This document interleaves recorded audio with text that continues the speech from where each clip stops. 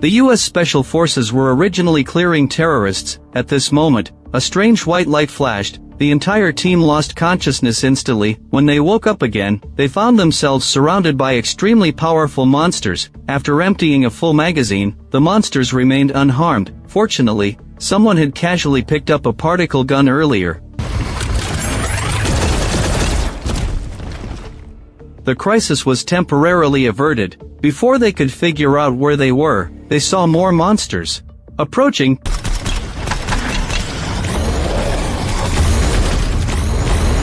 These monsters were not only well armed, but also equipped with shields that could withstand all damage. What kind of terrifying beings could they be? And why did they capture the Special Forces? In the future world, a well-trained U.S. Special Forces unit was on a mission, planning to take down the terrorists' lair in one fell swoop. The Special Forces, with a thorough plan and advanced equipment, sneaked into the terrorists' base camp quietly, catching the enemy off guard. They then quickly cleared obstacles and occupied high ground. Any terrorist who showed their head was instantly killed. Before long, a large number of bodies piled up on the ground. However, the terrorists who had been raided soon reacted, and quickly picked up their weapons to fight back. A fierce firefight broke out between the two sides. Relying on their numerical advantage, the terrorists actually forced the Special Forces into a corner.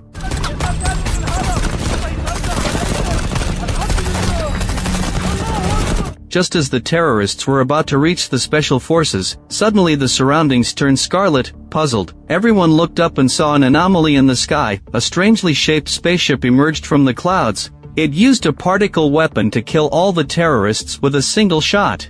The Special Forces, who witnessed everything, stood frozen in shock. The next second, a dazzling white light flashed. When they woke up again, they found themselves trapped in a mysterious liquid. They struggled to break free and looked around in confusion, wondering where they were. At first, the Special Forces thought it was a trick by an enemy country. However, John, a member of the team, said it shouldn't be, because the characters on the spaceship were like ghostly scribbles. Jack said that they wrote everyone's names and their unit numbers. It was like writing detailed introductions for collectibles. Everyone asked Jack why he could read those characters. He said he didn't know, but he just could. At this moment, someone said in surprise that the empty magazines had been refilled with bullets. The others quickly checked when they heard this. They found the same situation. Everyone was puzzled. Why would their captors help reload their weapons? What was the purpose of doing this? One of them said that this wasn't the time to delve into it. The other party would definitely come back to check on the situation, so they must leave immediately. Then everyone took their weapons and carefully looked for an exit. Seeing a door, Mike, a member of the team, unconsciously stepped forward and placed his hand on the wall. George was so scared that he quickly asked what he was doing. The other person said he didn't know, but he just subconsciously felt he should do this. But the door didn't open, so everyone had to pry it open with brute force. Then they continued to explore inside the spaceship, seeing a passage that looked like a ventilation duct. A Special Forces soldier crawled into it. He planned to follow the duct to find the communication room, and finally reached the other side of the hatch. He immediately told the others that there was no danger, but when everyone gathered, they were surprised to find shocking scratch and impact marks on the door. It seemed that someone had seen some terrifying existence and was desperate to escape. Now the Special Forces were also a bit confused. The place they were in was like a maze. After walking for a long time, there was no exit at all, and it was as if everyone had forgotten seeing the spaceship. They began to guess that they should be underwater, possibly in a place like an underwater prison. Since it was underwater, there should be an airlock, so the team quickly set off to find it. But after walking not far, they saw a trail of blood stretching to the door ahead. The bloodstain hadn't coagulated yet, obviously left not long ago. Everyone quickly gripped their guns and followed the bloodstain forward, wanting to know what had happened. After arriving at a smoky cabin, suddenly a drop of blood dripped on one of their foreheads. Looking up, they found countless decapitated bodies hanging upside down. Moreover, several of them had dried up like cured meat. Realizing they couldn't stay in this cabin any longer, everyone hurriedly withdrew. Unexpectedly, there was a surprise gain. It was a woman who was still breathing. Following the woman's instructions, the Special Forces successfully rescued her. At this time, someone found an unfamiliar gun on the table and picked it up curiously to study it. Everyone was busy with their own things. Suddenly, Mike, who was keeping watch, felt a chill down his back.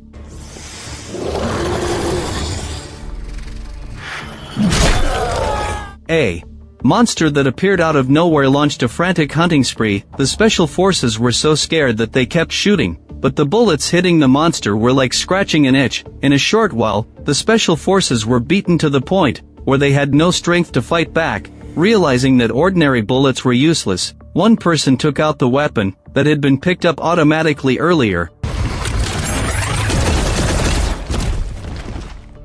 After successfully taking down the monster, everyone curiously stepped forward to examine it. At this moment, the monster suddenly woke up, thanks to the woman who had just been rescued, who promptly fired a supplementary shot. No new casualties were caused. The special forces wanted to ask the woman if she knew what was going on, but she left without looking back. Everyone quickly followed her, stopped her, and asked where this place was, but the woman looked back with a face full of terror. Two shadowy figures emitting an eerie aura were slowly approaching them.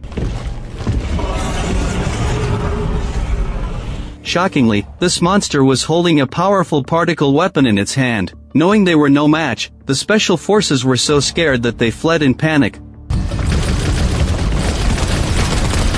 One monster was already hard enough to deal with, but more and more monsters emerged. Their weapons were advanced beyond imagination. They themselves were immune to ordinary bullet attacks, advancing towards the special forces without any hesitation. They never expected that the special forces also had a particle weapon. When the monsters saw one of their companions fall to the ground, they angrily increased their firepower in a hurry. It seemed the special forces team was about to meet their end here. Suddenly, Kelly, the rescued woman, closed the hatch in front of them. Everyone escaped by a hair's breadth, and quickly used a dagger to prop the hatch shut, but this wouldn't hold for long. They had to find a way to escape. Fortunately, there was a pipe above them. Everyone climbed up one after another. In the end, only Jack hadn't had time to evacuate. When the dagger propping the hatch was knocked flying, Jack desperately suppressed them with gunfire, then quickly climbed up. He had clearly climbed into the pipe, but suddenly a monster reached out, grabbed his foot, and pulled him down hard. Then the monster prepared to climb up the pipe to kill everyone. Fortunately, George had a particle weapon, and managed to temporarily force the monster back. Soon the survivors crawled through the pipe to another cabin. The special forces counted and found only 4 of them left. For a moment, sadness and despair enveloped everyone. Someone completely broke down, shouting that those monsters were incredibly powerful with advanced weapons. They were clearly alien creatures with a higher civilization. What could they use to fight them? The special forces captain told him to stop talking nonsense. He also asked George why he knew how to use the particle weapon right away. George was clearly confused by the question and shook his head, saying he didn't know either. Of course, there were more bizarre things. The captain couldn't speak Russian before, but now he could have a smooth conversation with Kelly, who spoke Russian. The captain asked what those monsters were. She said,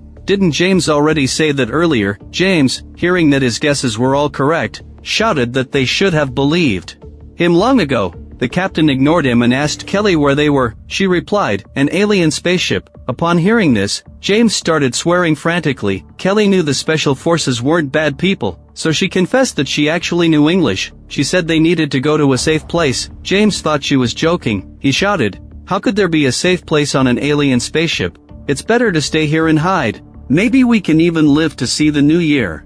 The captain, really not wanting to listen to him, discussed with George about seizing control of the spaceship, because his daughter was still on Earth waiting for him to come home. James called it a pipe dream. One alien creature can take on our entire team without breaking a sweat. Who knows how many there are on this ship? Taking reckless action is just asking for death. George, really unable to stand his constant pessimism, grabbed him by the collar. James was forced to shut up. On the other side, the dead Special Forces soldier was taken to a laboratory. The alien creatures cruelly crushed his legs and feet, and used advanced equipment to extract his memories. Learning everything the Special Forces had done since boarding the ship, the earlier hunt was just an appetizer.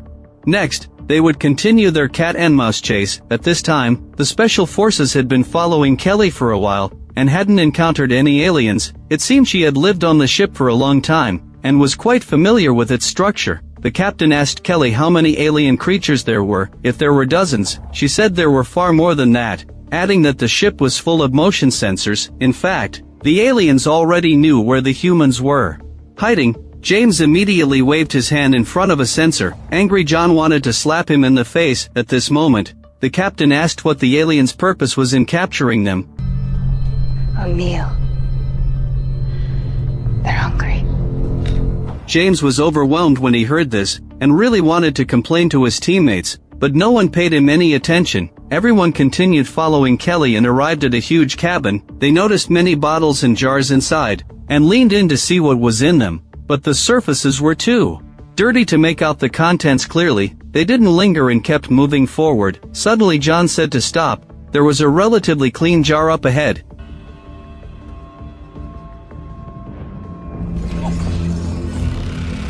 It turned out the jar was filled with humans, who had already turned into dry bones. Everyone swallowed nervously, then looked around to see thousands of jars densely packed everywhere. This was definitely not good news. Kelly said they had to leave quickly. At this moment, the alien leader David took out a device, and easily located where the special forces were. On the other side, Kelly and the others arrived at a cabin full of containers. The captain wondered what was inside the containers. She said they were things that might be useful. While the others searched for supplies, George went to the captain and said that since the aliens knew their whereabouts, they were likely planning an encirclement, so they had to hold their ground and take the offensive. To do that, they needed a decoy. Everyone looked at James without agreement. He immediately said it was impossible. John spoke up and said he would go instead. He was the fastest runner in the team, and asked his teammates to trust him. With that, he picked up his gun and walked out, even boldly singing as he went. The aliens out hunting immediately charged toward John.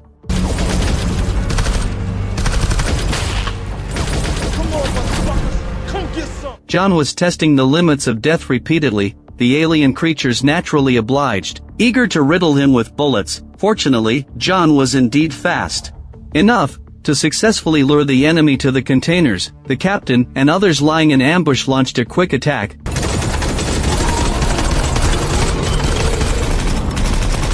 The aliens were caught off guard. The first wave of aliens was completely wiped out. Before the special forces could catch their breath, a new round of battle began. Facing the hail of bullets, the aliens quickly activated their shields, so their thick skin was real, but they could actually still be injured by ordinary bullets. But with the shields, they had nothing to worry about. Kelly and the others attacked for a long time, but found little effect, so they had to evacuate quickly. How could the aliens let them get away so easily? They chased after them like mad dogs.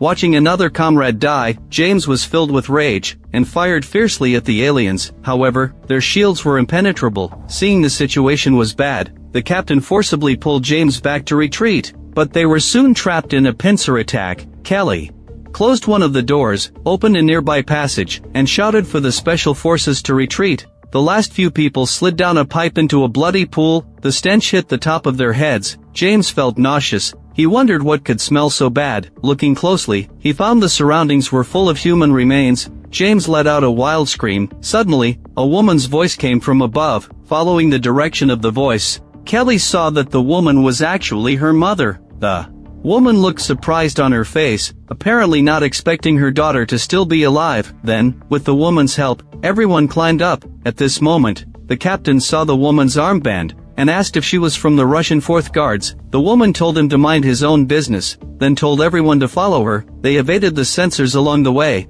and finally brought everyone back to the secret base without any danger. Having confirmed that everyone was temporarily safe, the captain asked the woman why she, a Russian tank commander, was here. In fact, the question was a bit silly. Surely no one would voluntarily come here to be hunted by aliens. She asked the captain when he woke up, and where he had woken up. The captain said it was about a few hours ago, in a place similar to an exhibition hall, with their weapons laid out beside them. The commander quickly corrected him, saying that it was a trophy room. What was placed in that cabin were souvenirs. The rest were in bottles and jars. The aliens would deliberately fill the souvenirs' weapons with ammunition, then enjoy the pleasure brought by hunting. Seeing that the woman knew a lot about the aliens, the captain wanted to know when she had woken up. The woman said she couldn't remember clearly, probably 20 or 30 years ago. Anyway, Kelly was born after she was captured, and all this was actually caused by humans themselves. The special forces looked confused.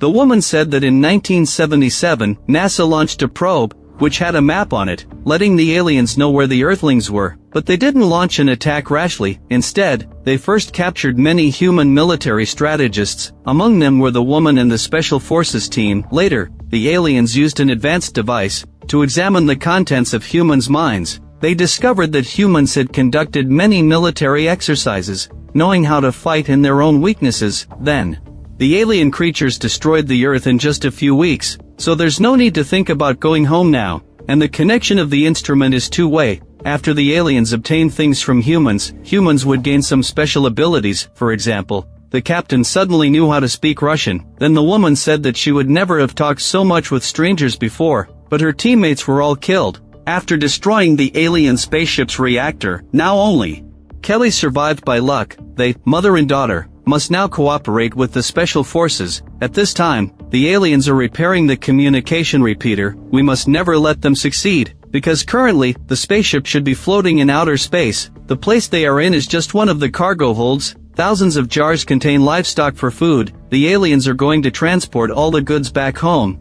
If the communication repeater is repaired, they will send a signal to call their kind. By then, they will be completely finished. The captain asked the woman how she knew all this. She pointed to her ear and said it was a talent she had acquired. James was extremely depressed. He couldn't believe that his home was gone. The captain was even more sad, touching his daughter's photo with sadness. He also sighed, saying that if his daughter were still alive, she would be 40 years old now. Later, the three members of the Special Forces team decided to cooperate with the woman. The captain wanted to know where the communication center was. The woman said she had figured out its location. George wanted to fight the aliens head-on, but the woman said that they would be killed before succeeding. Her plan was to sneak in through the pipeline. However, they would be discovered in about a few seconds. In this case, something else was needed to distract the guards' attention. As she spoke, she showed the explosives and grenades in the box. Then everyone took immediate action. After reaching the area above the communication center, the woman told everyone that she would rappel down to plant the explosives.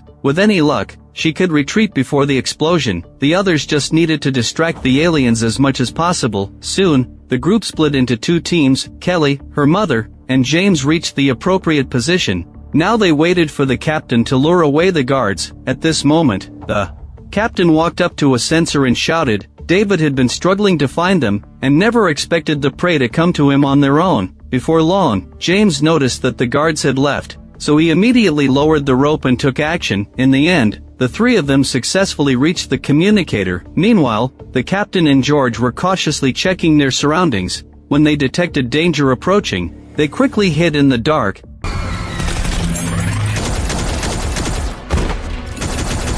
After dealing with the immediate threat, the captain seized the enemy's shield, blocking the next wave of fierce attacks. He and George fought for a while, then fled, playing the walking the dog tactic.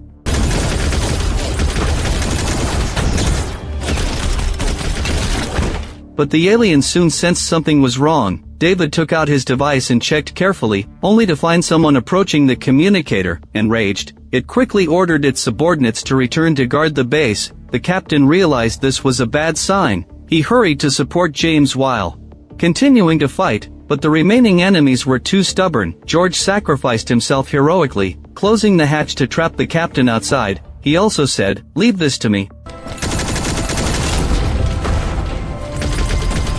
At first, George could still suppress the enemies with gunfire to stop them from approaching, but soon, the particle weapon ran out of energy. He had to pull out his pistol to defend himself. However, he was captured before long. Without any hesitation, George pulled the pin on a grenade. At this moment, Kelly and the other two were still planting explosives. Suddenly, the woman heard aliens approaching, and hurriedly told James to guard the door. However, she continued to set up the explosives. 2.5 seconds later, the aliens charged in. The three picked up their guns and fought back with all their might. The woman knew they couldn't linger in the battle, so she covered her daughter with gunfire, telling her to leave first. Then she told James to retreat, deciding to stay behind to hold off the enemy. James didn't hesitate, but the woman couldn't hold on for long and soon fell to David's gun. In her dying moments, the woman pulled out the remote control. James, not far away, quickly took Kelly and left. After a loud explosion, the communicator was completely destroyed, but James and Kelly were in an extremely bad situation. During their recent time together, James had fallen in love with Kelly. To protect his beloved, he hid Kelly and then shouted to lure the aliens to other places. On the other side, Kelly thought she was safe, and climbed out of the hiding container, completely unaware of the danger behind her. Meanwhile, the captain was still on his way back to provide support. To his surprise, he accidentally found a cell where living humans were imprisoned. These people were crying for help. The captain knew they would expose him. With a mission to complete, he had to leave first, but was also knocked down and locked in the cell. When he woke up, he found Kelly was also there. She said sadly that her mother was dead, and James' fate was unknown. Just then, several aliens came up to the captain. Angrily, they dragged him to the slaughterhouse, hung him upside down, and prepared to kill him to make cured meat. At the critical moment,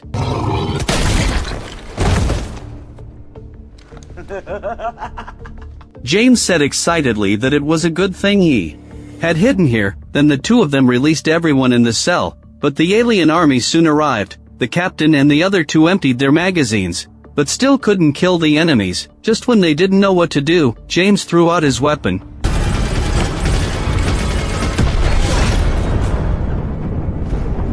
Thinking all the enemy troops had been eliminated, James danced around excitedly. However, before he could show off for 2 seconds, he was stabbed through the heart with a broadsword. The leader David angrily pushed open the door and walked up to the captain. The captain quickly picked up a dagger to fight back, and shouted for Kelly to escape quickly. What followed was the ultimate duel between the two leaders. At first, the captain managed to hold his own for a few moves, but not only was David's sword 5 meters long, it could even activate a protective shield in close combat, making it both offensive and defensive, which left the captain vomiting blood from the beating. But David was probably too contemptuous of his opponent.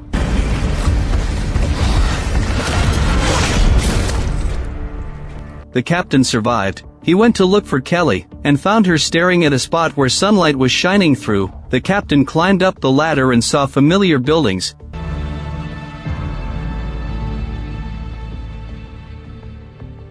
The film ends here. The design of the aliens in the movie shows great attention to detail. It incorporates many familiar sci-fi elements. The whole film has many gunfight scenes. All the members of the Special Forces team are vividly and fully portrayed. Everyone is very loyal and has their own characteristics. It won't make the audience feel confused when watching, but there is a big gap in the combat power and IQ of the aliens before and after. At first, they seemed invulnerable. Ordinary guns hit them and did nothing. They could also easily tear doors open, but later, the strongest leader was actually crushed to death by a door. It felt like a joke. If you like my channel, please like and subscribe to it.